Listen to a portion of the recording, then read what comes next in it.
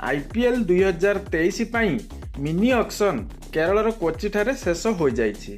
आगामी IPL season ପାଇଁ शेष होइथिबा एही नीलामी प्रक्रिया रे मोट 80 जन खेलाड़ी बिक्री होइछन्ति, जेउथिरे सामिल अछन्ति 29 जन विदेशी खेलाड़ी एवं 51 जन भारतीय खेलाड़ी। तेबे एही 80 जन खेलाड़ी को किनिबा ପାଇଁ आईपीएल दल माने मोट 167 कोटी टंका खर्च करछन्ति।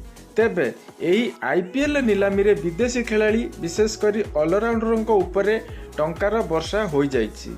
एही नीलामी प्रक्रिया रे 4 जन खेलाड़ी जेउ माने 15 कोटी रु अधिक टंका आय करछन्ति, सेथि मध्यरु 2 जन खेलाड़ी जे कि प्रथम थर पई एही टूर्नामेंट रे खेलुतबा देखिबाकू मिलिबे। प्रथमे जदि कहिबा साम करन, इंग्लैंडर ऑलराउंडर साम करन पंजाब किंग्स दल 18.50 कोटी रे किनी सारिछन्ति। से आईपीएल इतिहास रे बिक्री होइतिबा सबुठारु दामी खेलाड़ी होई पारिछन्ति। द्वितीय रे Cameron Green, Australia allrounder Cameron Green को मुंबई इंडियंस 17.50 कोटी रे किनी सारिछि। तृतीय रे Ben Stokes, Chennai super kings इंग्लैंडर ऑलराउंडर बेन स्टोक्स को 16.5 कोटी टंका रे किनिछि।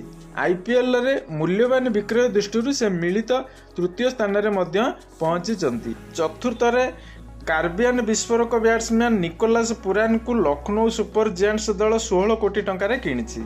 से आईपीएल रे बिक्री होइतिबा सबुठारु महंगा वेस्टइंडीज खेलाड़ी होइछन्ति।